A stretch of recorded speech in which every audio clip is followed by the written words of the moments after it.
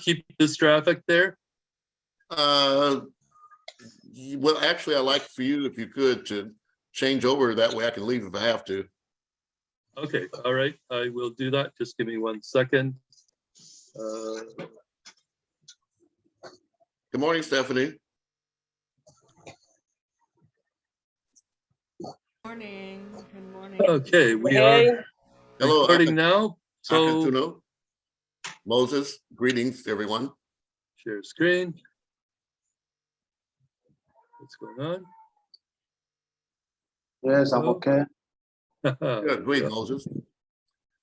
Yes, I'm okay. I'm fine here in Mombasa, Kenya. Okay, can everybody see the screen?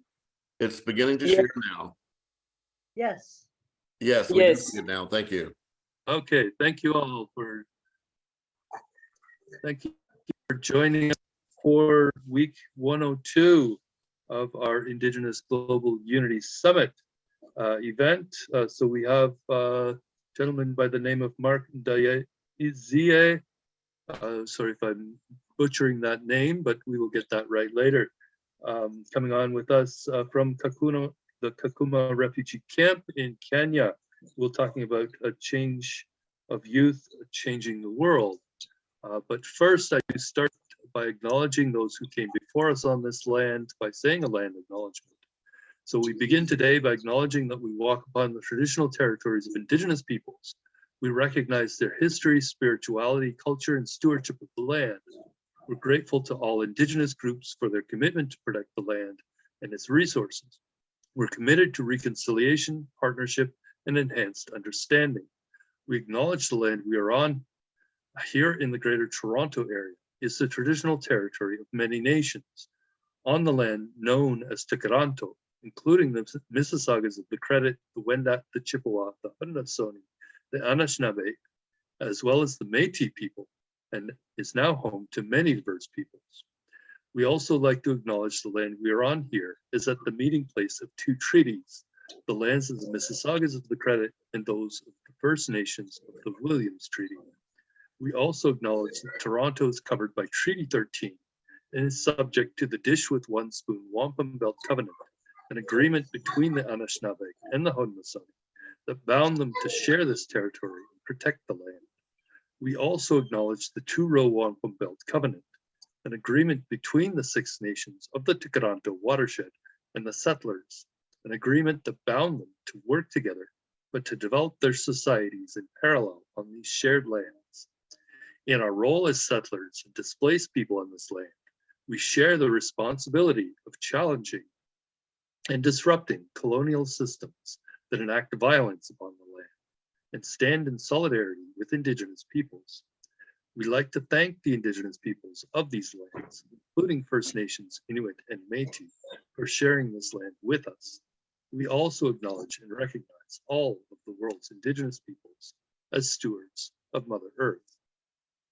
So with that, I do like to say this for all of our friends in Africa, or Al-Kebulan, Asante Sana, or thank you very much in Swahili. Thank you for joining us today for this IGU Summit event.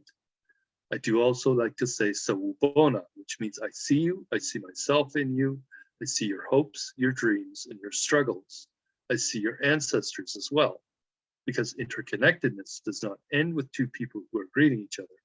It extends to include the ancestors, because all beings in Mother Nature are interconnected, and there is no sense of being separate.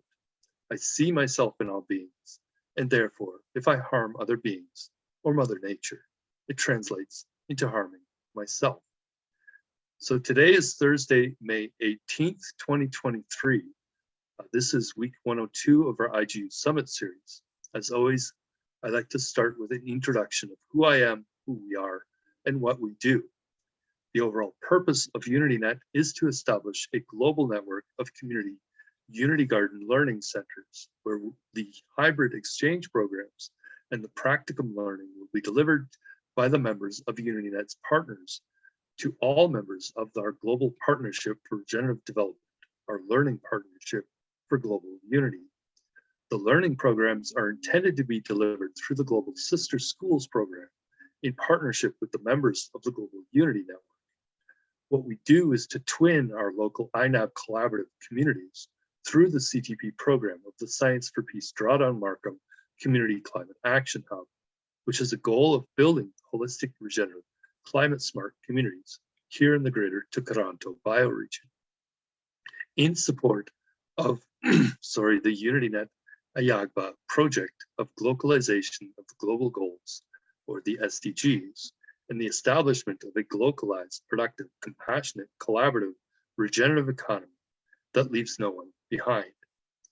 So as I was saying to one of our members of UNAD a few weeks ago, the best way to learn about our actions and our purpose of UnityNet is to attend one of these IGU Summit events and take the training in community-based partnership building from our partner, Dance and Fitness Concepts in California, who is among us to try to help us succeed, because we are doing what we are doing through UnityNet, the global Unity Network, to help local people, all people from every country around the world, not just in Africa, but globally, to structure their own local community and enterprise networks so they can prepare themselves for the critical investments in climate change adaptation and resilience solutions that are coming from all around the world and that are vital for our very survival, and may even allow us in places like Africa to thrive in a much warmer and more extreme climate.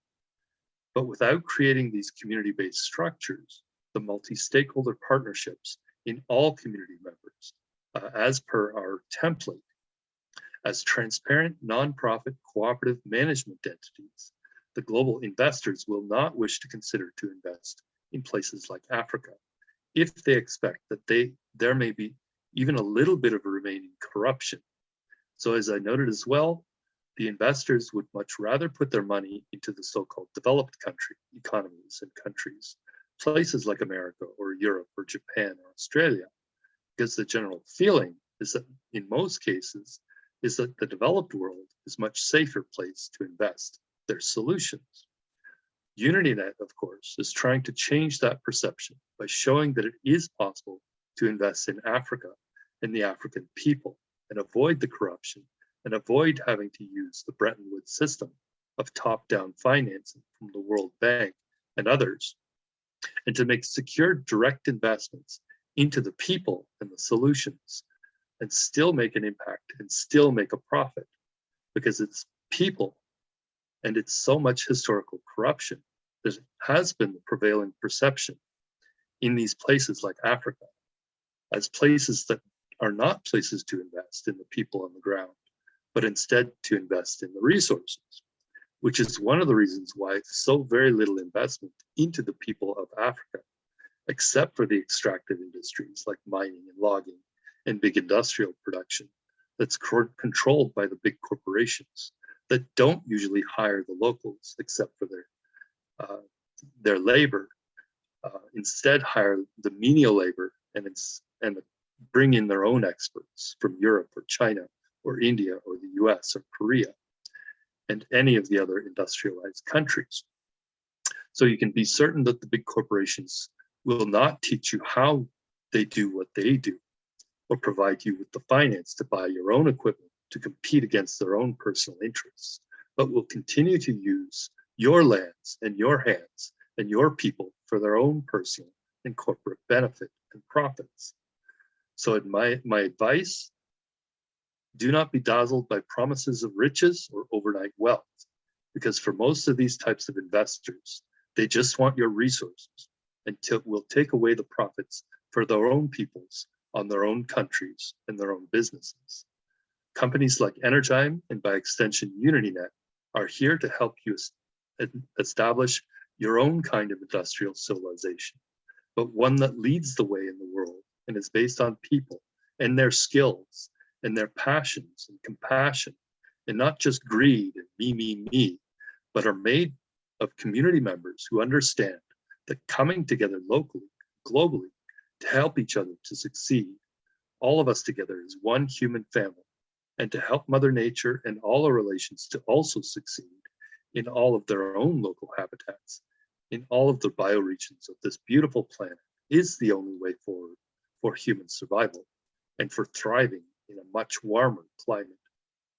So that what that means for each of us in each of our lives, in each of our own local communities, and in our personal businesses and families, for all of the members of UnityNet, is that our mission is all about helping to create a radical shift in our collective priorities in order to try to change the trajectory that we're currently on, to try to nudge the system in the right direction, to create some tipping points in our collective consciousness of humanity itself, because it might just be the only way that we can survive the Anthropocene. So with that opening, I will be putting some information into the chat, but we can get our guest speaker on with us and doing his presentation. Is he still with us? Mark, yes. Yes. Yeah, by the name I'm called Mark and Isaiah, the founder of Unity Initiative for Refugee, based in Kakuma Refugee Camp in Kenya. Yeah, established 2019 with 25 members from different background nationalities: Burundi, Kenya, Uganda, Tanzanian, Ethiopia, South Sudanese, and others. Yeah, I'm here to present change, use, change to the world.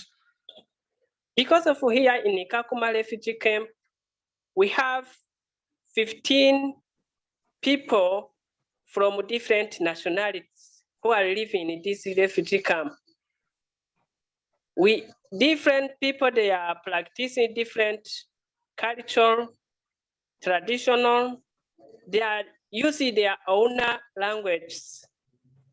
But what makes me to come up with this project to see how I can make all people the same way, to use the same language, to use the same culture, to practice different culture, but we need our goal to work together in terms of communications. Here in Kakuma refugee camp, we have so many youth who are sitting idle without going to school because of the lack of school fees. Some they are stopped to go to school because of they don't have a family who can support them. Even the support we get from the UNHCR is not enough to all. Yeah, here we are suffering a lot. We are getting small foods, small support from different NGOs, but those NGOs, they are not help all people because of the support they are shared to the refugees is not enough. Even the economy is come down. Yeah, education is enough, it's not enough. We come up with this project to see how we can helping our fellow refugees to make some change in camp. The skills they learn from our Unity Initiative for Refugee organization, it will help them even in the future. What they learn from us, it will change the world. If some of us will go back in our home, we will use that skills, what we learned from here. But the issue of, because of we are not getting some support, is that way we come up with this presentation to see if we can get some good Samaritan who can helping our fellow refugees to go back to school, to get some books, to get some practices, what they can use in dancing culture, in permaculture, in groups of businesses. Because of in our organization, we have different activities we are offering. The first one, we are offering permaculture, we are offering digital skills, we are offering English courses for those who don't know how to speak English. We are even offering the sanitation we are offering businesses as an entrepreneurship. For all what we offering, we don't have a support to support. We don't have even the partners is what we are looking. If there is anybody who can come up with that support, it can be better. It can change the community better than the way it is. Kakuma refugee camp, it has a higher number for refugees. Yeah, we have 15 people, 15 peoples from different nationalities. We have a Somali, Burundi, Congo, Ethiopia, South Sudanese, Sudan, Eritrea, Somali. We have people from Rwanda. It is. I hope if there is anybody who have something to hear or are not understand what we have talking for, he can come up with this burning question to ask me for what I'm not presenting to you. Because of I hope all people that are not getting all points that I have mentioned here. Thank you. I'm waiting for your questions. Anyone who have something to ask me. So I would like to know about the specific programs that you have been undertaking with the youth in your community. Thank you so much. Thank you so much. God bless you. Yeah, the project I have for youth, we have the computer skills, ICT skills. We are helping them to teach them basic English courses, digital courses, to know how to navigate, how to open computer, how to set up some programs, how to open the Gmails. It's what we are helping them. Even we have another program we are offering to the youth about entrepreneurship skills for businesses. May you get me? Yes, yes, you are coming in loud and clear. In terms of even we have another, sorry, even we have another one. Do you get me? Yes, we do. We have another program for dancing, those who are practicing different culture from different countries. Even that program is under use.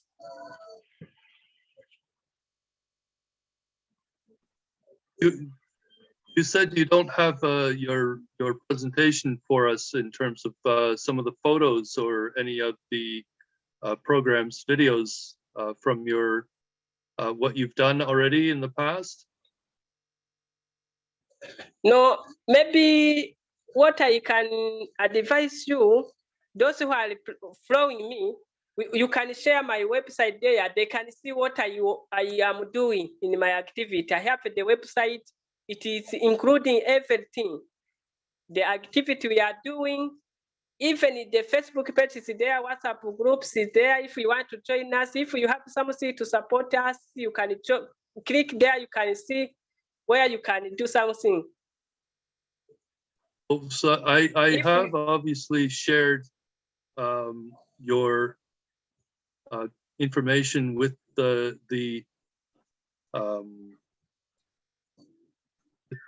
promotions that I did. Sorry. Yes, just share it. If there is anybody who wants to see what I'm doing, they can click it, they can get us. Mm-hmm.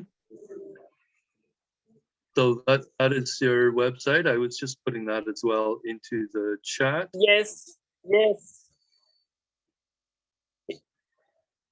So that is good to see that this page as well for our viewers to see some of the things that you have been doing. Yes, yes. Even another activities is on Facebook. If you are not a CEO, those I mentioned there, you can follow on my Facebook. I have every activities. Could you share with us, please, the Facebook page so we can also connect to that page as well? Yeah, yeah. If you can do that through the Just chat. check down here.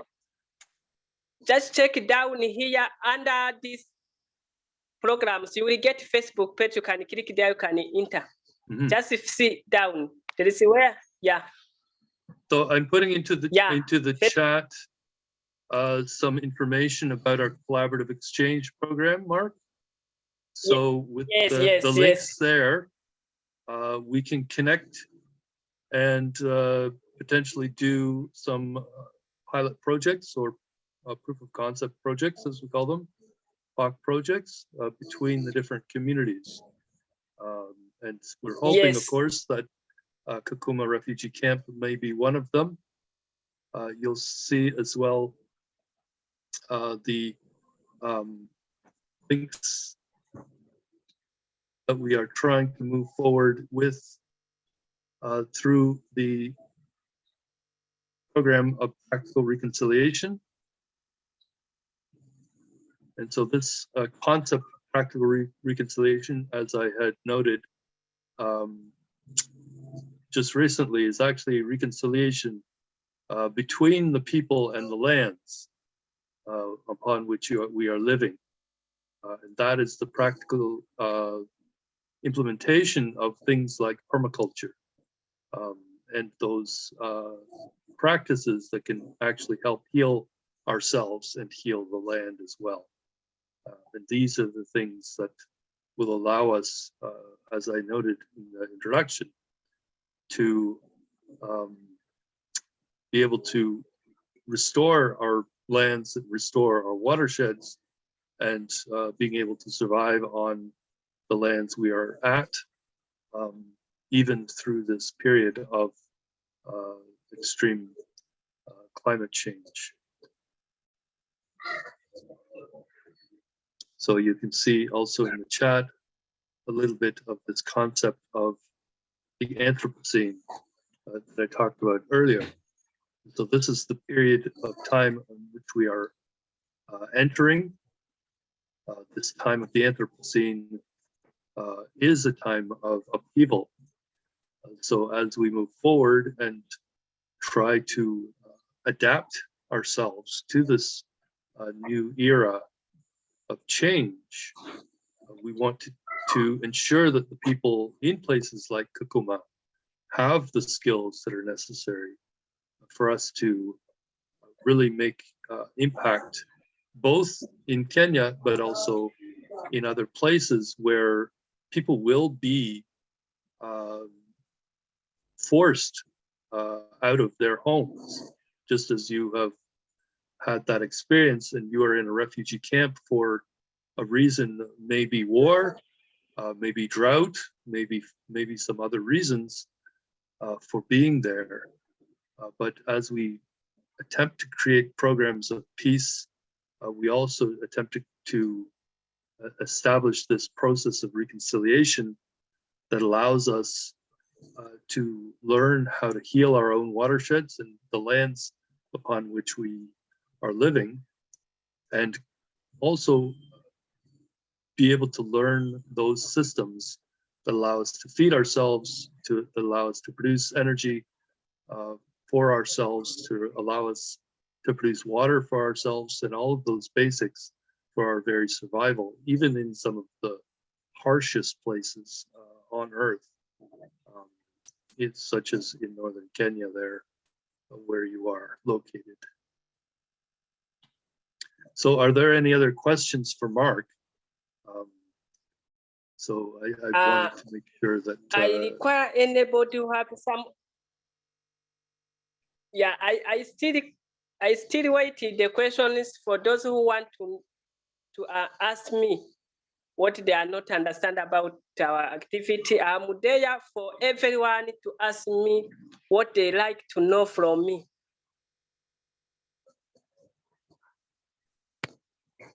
If there is anybody who have a question, come up with it. Mm-hmm. Yeah. So for Well, myself, yeah, Go ahead, Lisa. my name's Stephanie Schuler, and I'm the director of UnityNet International along with Lloyd and Mark. And I very much believe in the learning systems, and I'm doing a doctorate in education. And so I think it's key, and you know it, it's key for the kids and for the community to be learning these regenerative systems like permaculture, you know, and to be able to have these social interactions while learning vital skills for our sustainable and regenerative, you know, well-being. I think it's key, and I appreciate you coming on the call and you know, emphasizing that, you know, the learning, the education, you know, is what we, you know, nobody can take away from us once we have that. And it's important to have these systems that will bring about food of plenty, that will bring about financial prosperity, so that we can have financial systems and economies in our communities that will be able to be put forward to other regenerative processes and other regenerative businesses for the community, and systems that are learned, you know, new design systems where community members and the children really learn all the parts that are important for a sustainable, thriving future. Thank you so much for your presentation, Mark. Thank you too. God bless you. I'm happy to hear you. Wonderful. So what we are of course trying to do here is to come together in partnerships through our network. So we have developed this network of networks, as we call it, and through the network we establish our partnership community to community. Yes.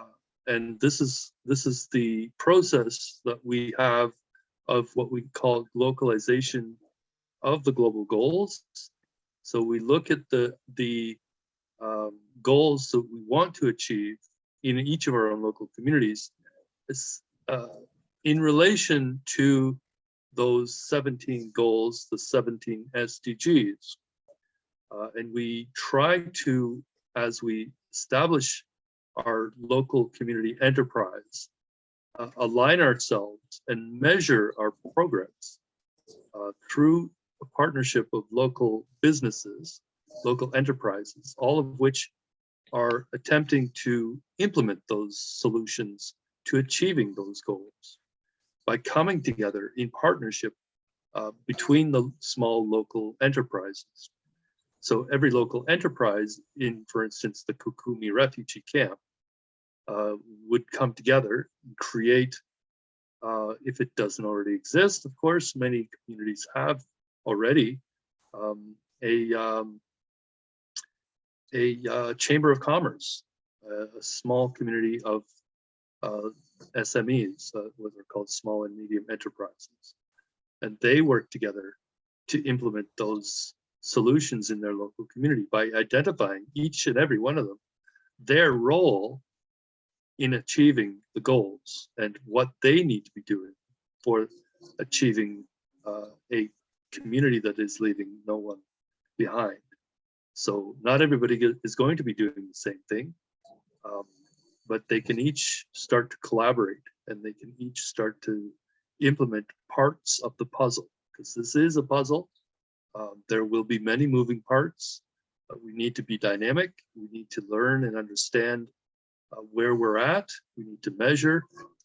We are hoping that what we are building will have these tools for the people to measure where they're at, how they are progressing in helping to achieve those goals. So with each of the goals of the what's called the global goals, those sustainable development goals, there are targets. There are ways to measure progress toward achieving those goals.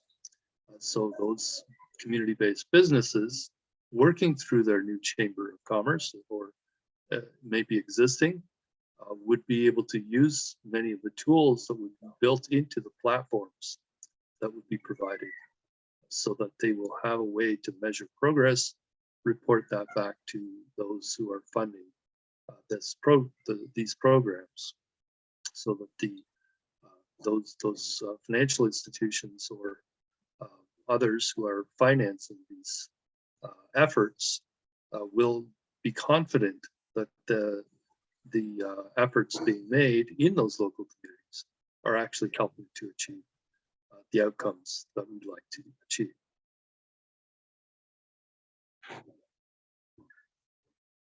Yes. So I'd like to know if there are anybody else that has questions. Again, you'll see actually in the chat as well, there's a project that we are moving forward with called the Pollinator Ambassador Program. So as we move forward, that is one of our key ways of engaging communities and community members in these conversations. So as we move forward in trying to engage our communities, some people keep writing me directly. So we have a network. So I'm just making sure that people are actually getting this information properly in the chat. Somebody's writing me directly, which messes up things. So I'd like to invite everybody out to our ceremony, which actually takes place on Monday. I'm not sure anybody got it, but we have a ceremony on Monday.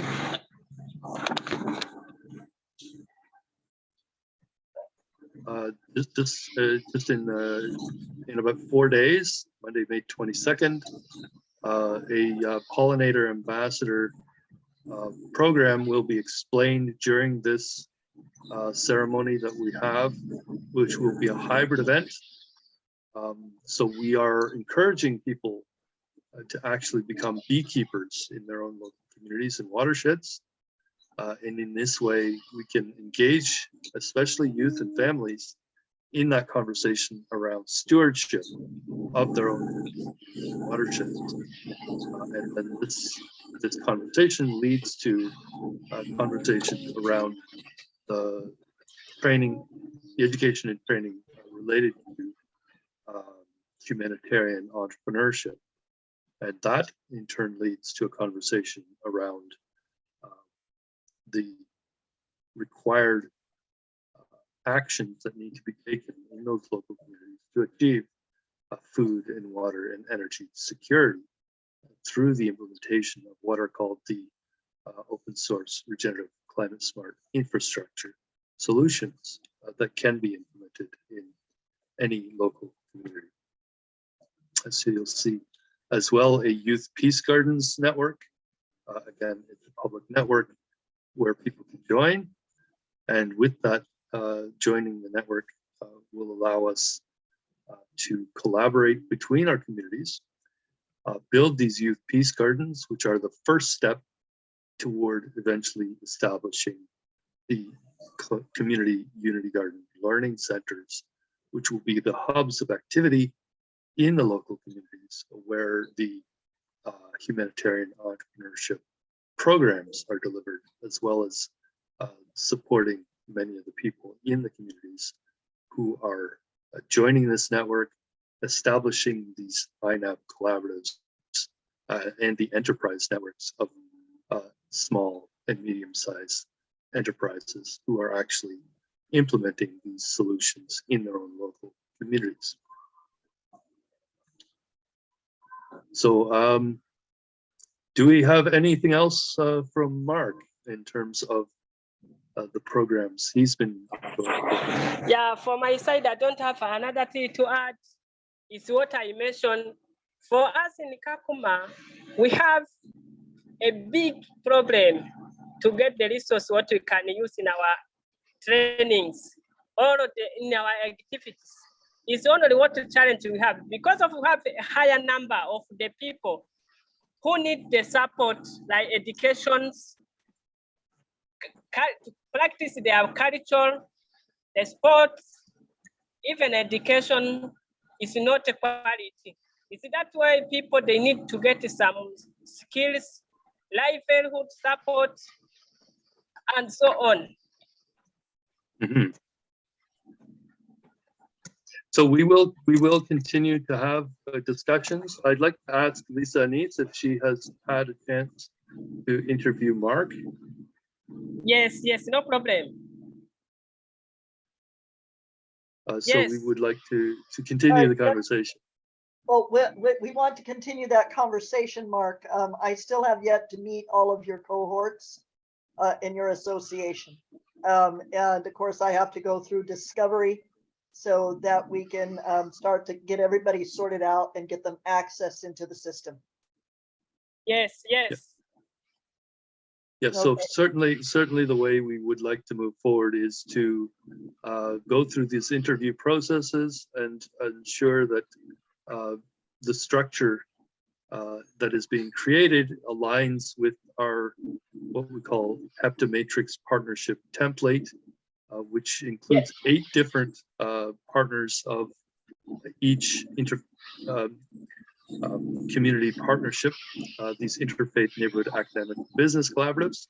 Now, of course, in the case of Kakuma refugee camp, likely many of these sectors will be missing. But this is the challenge, that we can actually help to hopefully create some of these structures ourselves as we What I'll do, Lloyd, partnerships. is I'll see if I can make a report to you as to how many associations we actually have forming in Kakuma, both Kenya and Uganda. Mhm. Because there are a lot. Yes, because it isn't just about the businesses or the NGOs. It's also about governance and how we can work with, for instance, these UN organizations. So we can show that we are organized ourselves. Absolutely. And then we could show that we are worthy of partnership, even at with these local communities that are in turn partnered with other local community partnerships. And so this is the network of networks that we talked about, where we create these local community partnerships, who in turn partner with other local communities through their own partnerships. Yes. Thank So you, Mark. Please Thank you. feel free to reach out to me so we can get that continued. Thank you. I happy for your discussion. It's a very good for me. It's important. It's making me happy than the way I was before. Even I happy for all those people who are with us on this presentation.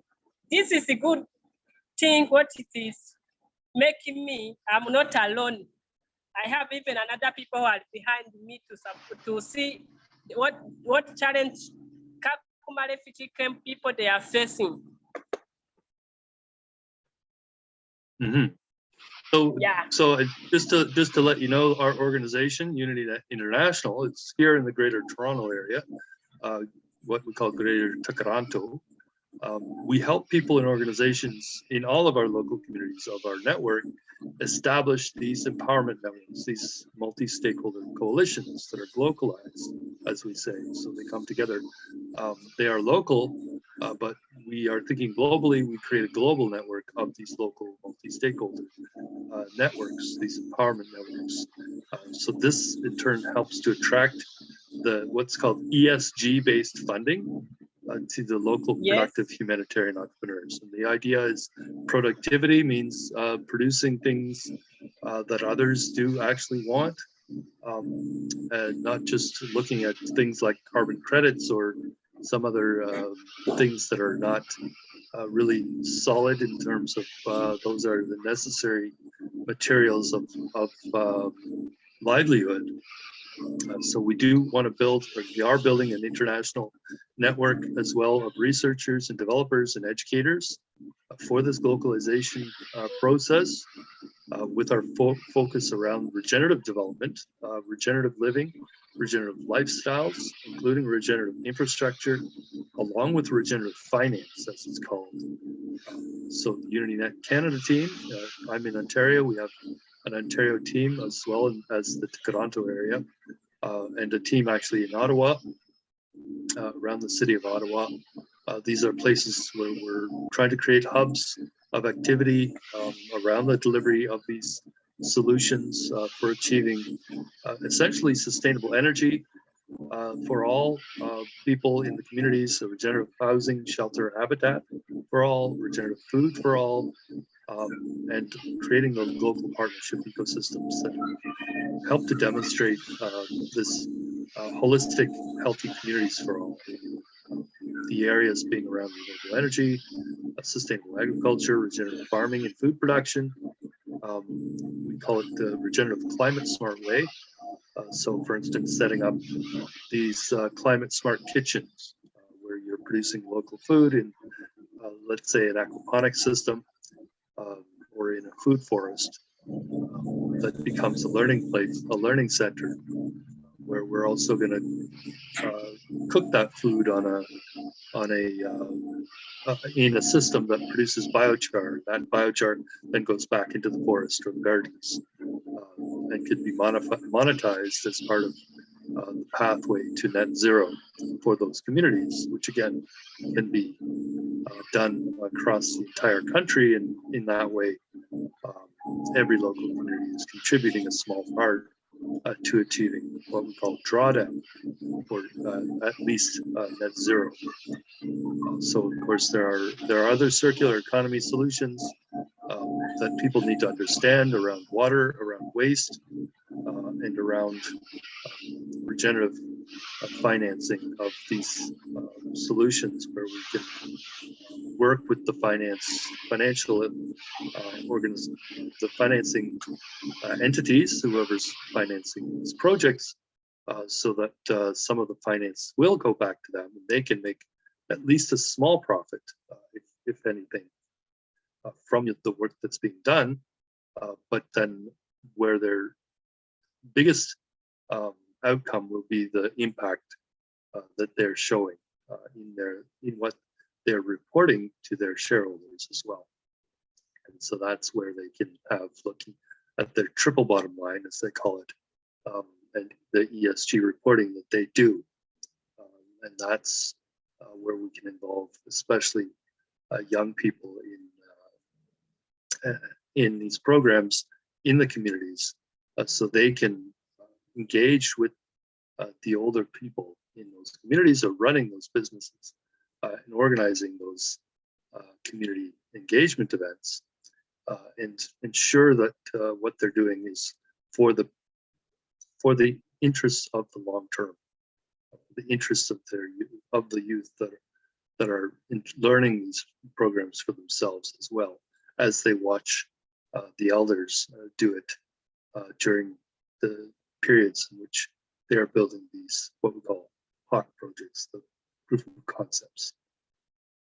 So we are essentially integrating what we call localized habitat solutions for regenerative holistic living, along with learning systems, lifestyle developments, or redevelopments in some cases, for the more developed countries like us, and helping to achieve what we call a localized, productive, compassionate, collaborative, regenerative economy that leaves no one behind. Where in such developments and in that paradigm, it should be possible to continue achieving some form of economic growth, even for those who are looking to achieve that in our developed economies, but also accelerating what we call leapfrogging development in those communities that are furthest left behind, so we can figure out as well the robust systems that don't require just extracting resources from the land, but where we can survive and thrive through regenerative infrastructure and regenerative business ecosystems where the waste of one business is used as a resource for another. So the big question we have, of course, is how can we partner? But we start that conversation by asking, how can we help you to succeed in your business and your community, as especially the entire economy moves toward relocalizing or globalizing, as we call it, and we build these productive, compassionate, collaborative, regenerative economies in our own local communities, as we seek to leave no one behind in all of our communities worldwide. So maybe with that, if there are any other questions, of course, you're free to ask. But with that, I can also perhaps end our session today. It is now 5 minutes to 12 o'clock. It's a shorter session today, it seems, only about 1 hour. I could also continue, if people wish me to do so, provide some updates on what we have been doing here. Well, perhaps you'd like to take this chance to introduce any of your guests here. I see William Prosper's hand is open, and at least let them say who they are and where they're from. Yes, thank you, Andrew. So William, would you like to introduce yourself? Or say a few Hello, words? everyone. This is William from Uganda. I've ever been on this platform, and in this year I've been really off for a long time, but it is a pleasure to meet you. I'm sorry my camera is not smart to show the image, but if there is any other way I can share my image. I'm based in Uganda, and I just have a testimony to share across. I've been able trying to reach out to Lisa. Actually, I came into UnityNet through Lisa, Madam Lisa in the US. I've been trying to reach out to her, but with a lot of difficulty. I've been having a lot of commitments and schedules, so I've been missing out for these trainings and these engagements. But all in all, in the environment and climate change, my organization is Team the Light for African Communities. As well as this year, we're able to secure 4.8 acres of land. And this became a point of contact in the community of establishing indigenous trees. And we started off as well as this season started raining. We were able to plant over 60 tree species of indigenous trees, and over 1,000 seedlings have been planted. And we were able to see like how to keep them, because we depend on rains. Rains were on and off. We were also able to plant 2 acres of corn, which is also doing well and providing shade for the younger seedlings of the trees. Our next plan, we also planted some plantain in over there to provide more shade to these other seedlings. Also provide some water, because when you cut the stool for the plantain, it oozes out a lot of moisture, which is provided to the seedling, and they really flourish very well because it keeps that humidity and the nourishment to the seedlings. In the wetland, okay, there are different tree species and they require different growth mediums. So we are planting both of them. Our next plan is in August. We are teaming up with the community. We want to plant now the entire field of 4.8 acres of land. The reason for this is to bring in these technologies, because we discovered that people cut down all these trees to find some living. That was planting corn for food and also charcoal burning. We have tried to develop some technologies whereby we are going to be converting sawdust, the kitchen refuse, or call them peelings or waste materials that are organic, making briquettes for cooking, so that we relieve pressure on an environment or on trees. Then also what we have resorted to is making Rolena stoves that are not taking a lot of, that don't require a lot of biomass or energy for cooking. So we are thinking of how can we come and tap into this solar, because we have a lot of sunshine here. How can we use solar to ease? But in the due course, because that is kind of expensive, we thought of an innovation, and we came up with wood ash processing a solution which can be used to prepare your food. For example, if you're preparing beans, which would take like 3 hours or 4 hours when you're cooking, wasting all that energy, we're using this solution. You soak the beans overnight in that solution that is extracted from wood ash. Then it reduces the time you would be spending when you are cooking. It can cook like for 45 minutes. You already have your beans properly cooked and they are really organic. Then the other thing is we have thought of culturing earthworms, and we extract this urine, which is a biofertilizer that enriches the soil and invigorates the growth of crops. And this time we also use the urine from our own rabbits onto our corn, and it's looking very nice. And we have also discovered that this urine from rabbits enables the crops to get a lot of roots. So this helps them to extract abundant, a lot of nutrients from the soil, and they yield very sufficient amount of food. So these are the technologies now we want to do the planting. Then we advance into the community, teaching them the same practices, teaching them the same principles. So on these trees, we are planting fruit trees because we know in the communities we are malnourished.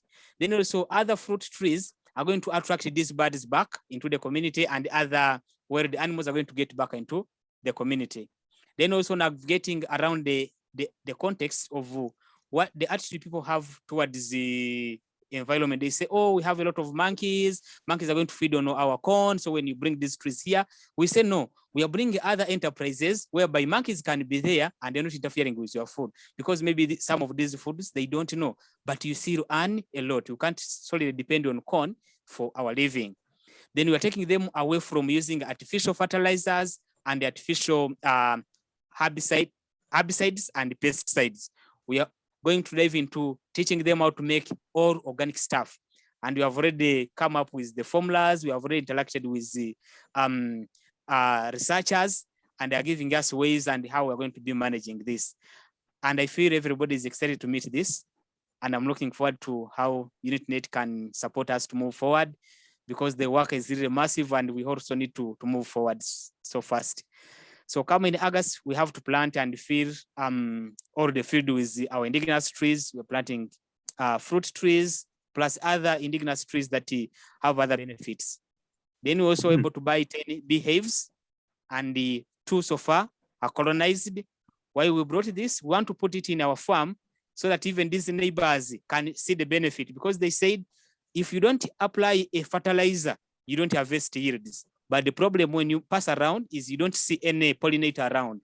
I'm happy I've read in the chat, there was something like to do with pollination. This is very important and great to know about, and I think we can tap into this. It is very, very resourceful. Thank you so much. Nice to meet you. And I was actually just thinking about that, and I'm glad you mentioned it at the end of your description there about the honeybees and the pollinators, and that very important part of being able to ensure that the trees are, the fruit trees are not just being planted, but there are being pollinators included in those programs, and that you have people who can actually manage those hives and actually potentially produce income from the honey that's produced from the trees.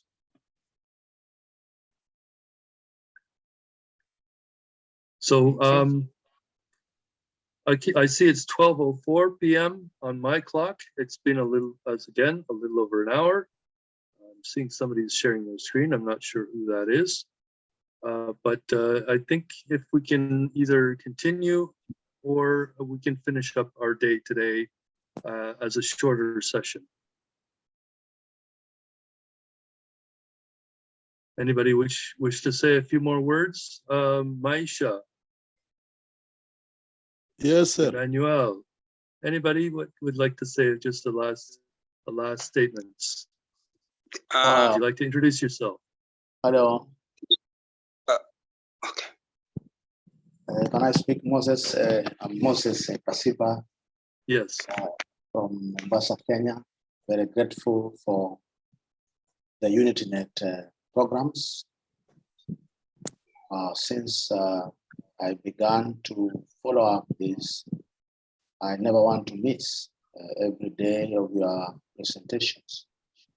And I want to thank Madam Lisa, Stephen, Brother Lloyd, and the many other UnityNet leaders who are on this platform. What I only want to urge you is that there is a great need for interventions. You have seen the potential we have in Africa, in Kenya, and other countries. So we only need interventions to assist us move forward. You've seen the presentation in Uganda, how people with their own resources are doing things. You have seen the guy in Kakuma. Kakuma is one of the largest refugee camps in the entire Eastern Central Africa. So these are things we do based on the little resources we have. But if given enormous resources, we can do much. So we're very happy for this association partnership Madam Lisa is creating. And we believe it will move us forward. Thank you so much, all of you, and God bless you. Thank you, Moses. Moses, did you say also you are in Kenya? Hello, sir. This is Mr. Stanislas Mwansa from Zambia. Am I audible there? Yes. Am I audible, sir? Professor, am I audible? Yes, Yes. yes. Thank you so much. This is Mr. Stanislas Chabala Mwansa from Zambia in the city of Ndola. Yes, Mr. Stanislas Mwansa is a founder of the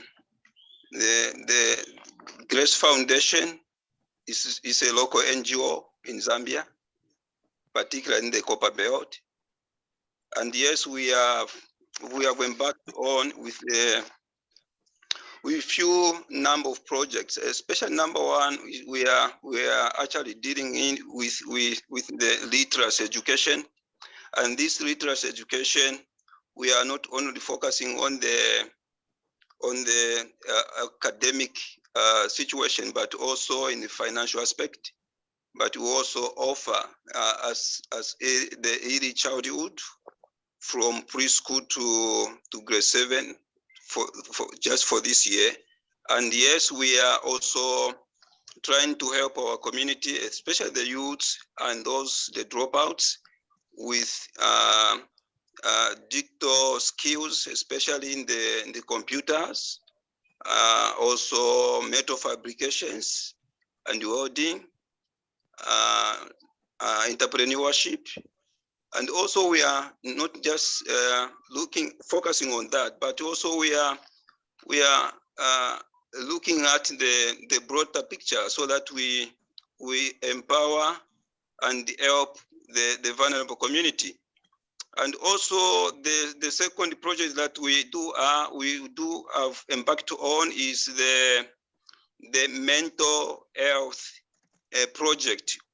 In Zambia, there are few organizations that have actually come up with that project. Only the government of the Republic of Zambia that are dealing with or helping, assisting the victims of that kind. So therefore, we have taken it upon ourselves, and the government of the Republic of Zambia, under the Ministry of Health at Ndola Teaching Hospital, we were well received and we are established. And yet now, what we are doing is to put our things together so that we find some people who can help us to design or to create the website so that everything now can be put on media and see, and other people across the globe can see what actually the Grace Foundation are actually doing.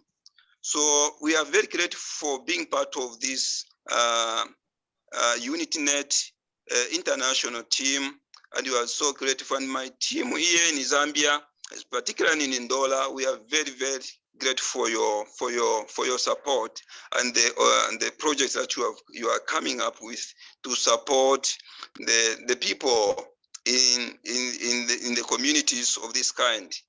Thank you so much. Mhm. So this is, of course, self-directed development, but the concept here, of course, is that there are resources, there are going to be further resources as there's going to be a push toward implementing the solutions to achieving those sustainable development goals in all local communities, especially, I think, in marginalized communities. But to get the financing to implement many of the more advanced solutions beyond the simple ones that you're able to do yourself today will require these transparent, structured systems, the community-based partnerships to be established so that, again, the investors will have confidence that the way that when they invest in your communities, they're not going to be overtaken and where the funding is not going to be corruptly embezzled by leaders, let's say, and there's not going to be that system that they have to go through where their finance under the existing World Bank system goes to the central governments, and then it's supposed to go down to the regional and local governments, and then distributed out to the people who need it. So that system just isn't working. That top-down system. Well, Lloyd, This has I been the also wanted to interject again. I'm Stephanie Schuler, part of UnityNet International, along with Lloyd. But also the founder and director of MAP, Maui Aloha Project, which are eco-village initiatives. And what you really just highlighted when you just spoke, you spoke about mental health. And, when we talk about regenerative systems, of course, we're talking about food security. Of course, we're talking about housing security. We're talking about regenerative economics so that we can have an ongoing income to be able to, pay the costs of the community. But these eco-villages, what we're doing is basically, UnityNet International is basically bringing together, instead of being siloed and isolated, through the digital medium and through a physical space medium, we're coming together. And this community is working on this initiative, and this community is working on this initiative. I think Moses talked about the need all over. And by being able to be connected, we can share, oh, we're doing a bee pollen program here, we're doing permaculture program over here. And that's key to amplify so that we can each teach each other how to do all of these processes. But more than anything, I'm finishing my doctorate at the University of Toronto in education, and it has to do with holistic well-being, social and emotional well-being. And these communities, these eco-village communities that we're hoping to support hundreds around the world, eco-villages of excellent, responsible design systems, for our future, for the climate. But more than that is the health and well-being, the regenerative well-being of our youth, of our children, and of our community members, even our elders. There are so many reasons that are pressing on our well-being, emotional well-being, that we have a global youth mental health crisis. We have a youth suicide crisis around the world. And even Canada, one of the communities that has, in the Western world that has so much affluence, we have one of the highest rates of youth suicide per capita in the world. This is a crisis. This is a phenomenon. And as we design systems that are cooperative rather than competitive, as we design systems where we can have more food security and more housing security, and also more social and emotional security. The kids are in a world now that is so different than it ever was. It seems that it's so much worse right now on so many levels, and the kids are struggling. Our community members are struggling. And if we could bring social interaction, as was discussed before, regarding play and sport and the arts and dance and cultural, festivals and whatnot, if we could bring that more en masse and bring more balance into the children's lives, where children can be more outside, more learning through experience and participating in community, we have a chance of reducing the youth mental health crisis. And that's part of my major goal. And having really communities that really prioritize these kinds of social and emotional interactions.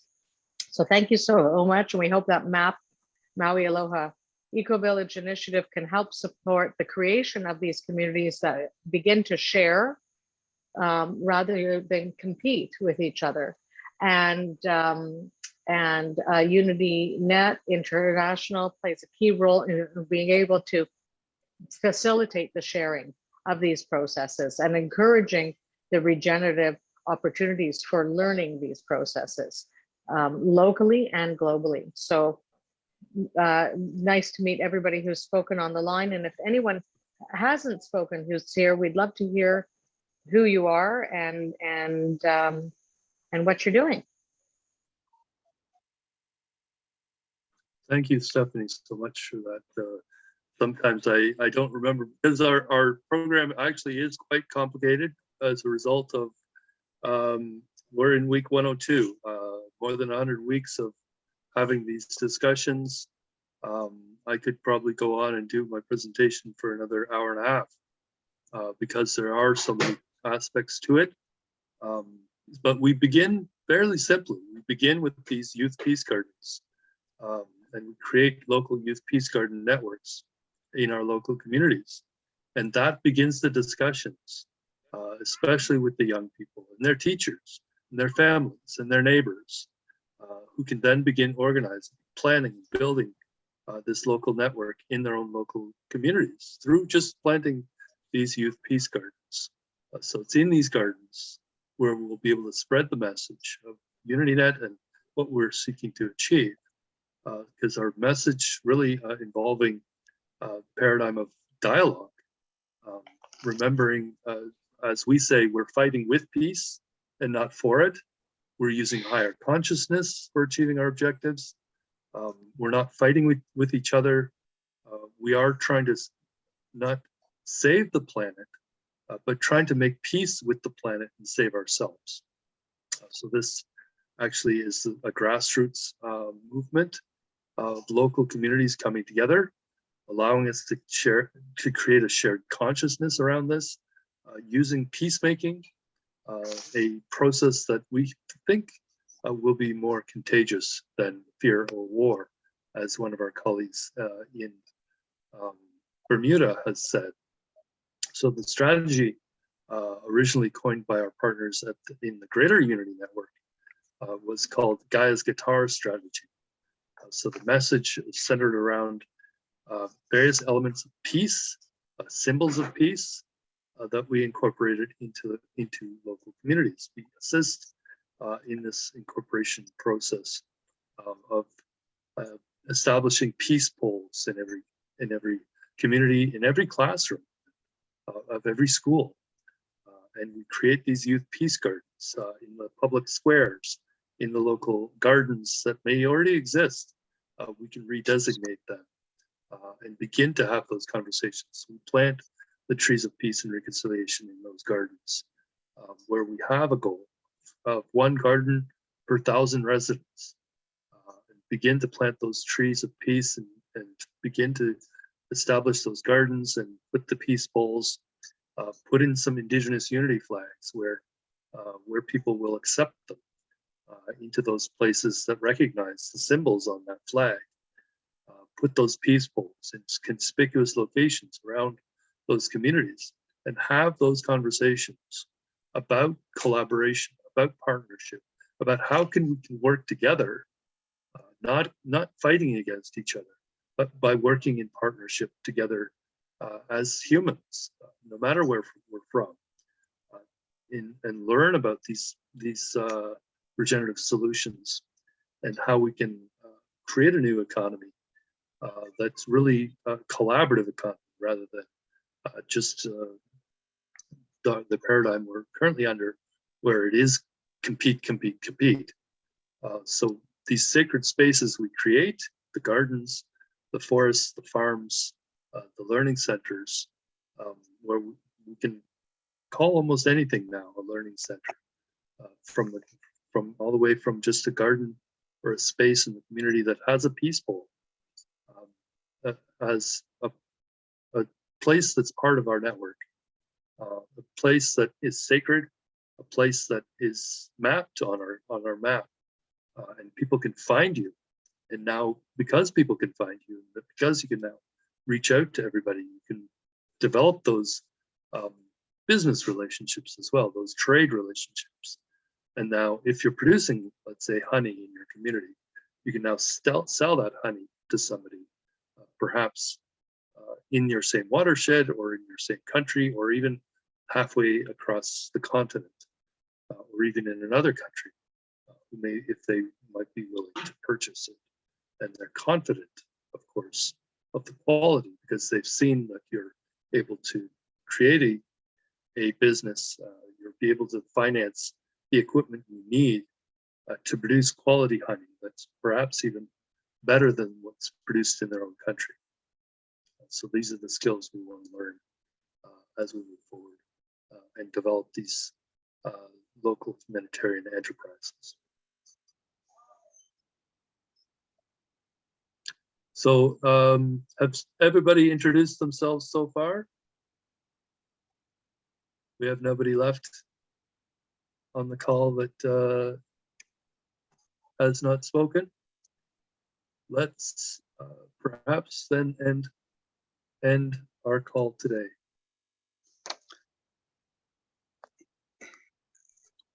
Any final words? Yes. Thank you all for coming on. Yes, Professor Lloyd, I just want to say thank you. I just want to say thank you for the wonderful and the great presentation that we have actually enjoyed. To us here in Zambia, is in the evening time. So we are very grateful for you people out there and our fellow African family. We are very grateful for you. And it is our hope and trust that you continue coming to help us in establishment of many other areas of needs in our local communities. So we are very grateful. Of course, now Grace Foundation, we have the place where we are operating from.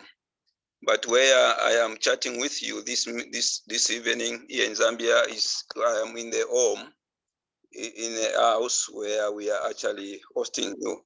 So the next time I should be in our place of work where we are very much. It's our community. So it's a community thing. We don't just work alone. We involve even the local communities leaders, and we also involve the local authorities, the ward council, and also the Ndola City Council, Ministry of Education. We also involve the area member of parliament who represent the people of Bwanamkubwa. So we are working closely, and they are also helping, and not forgetting the business houses who are also coming on board just to help us, because the last project of construction of 1x3 classroom block that we did last year, it was coming from the business communities who actually helped us with the donation of blocks.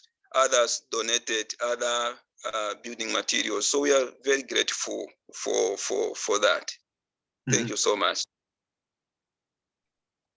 So yes, but of course the important part is to develop or assist in the development of the pathways to self-sufficiency, so that your communities do not always have to rely on donations from others. And that pathway is long. It takes a long time, potentially decades, sometimes generations. But we need to begin that process today. It's just like the saying, when it's the best time to plant a tree? Well, yesterday or 10 years ago. Let's see, we move forward on what we can do today.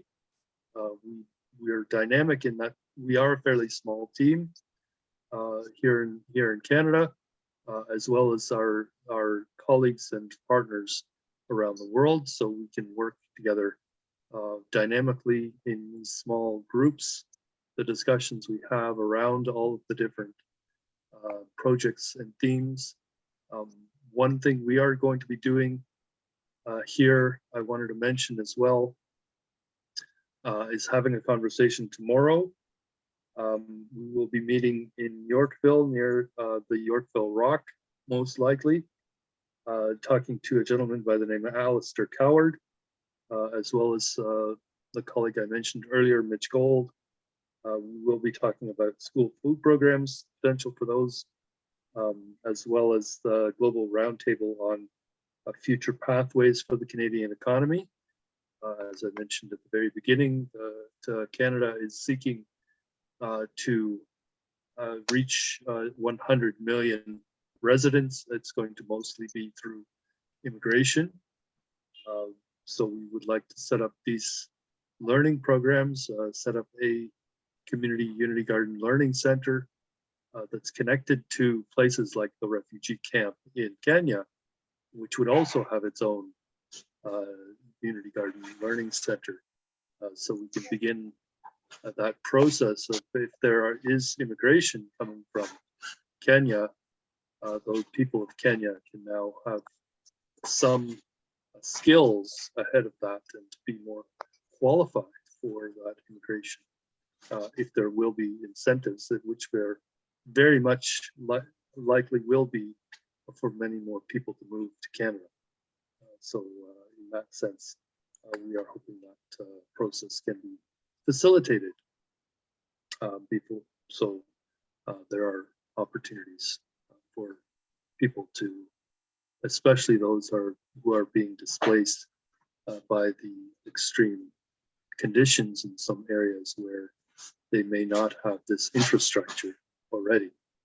Of course, we would like to be able to put some of this infrastructure in place, but it really comes down to what the investors would like to do in terms of whether they will invest in that type of infrastructure in those local communities.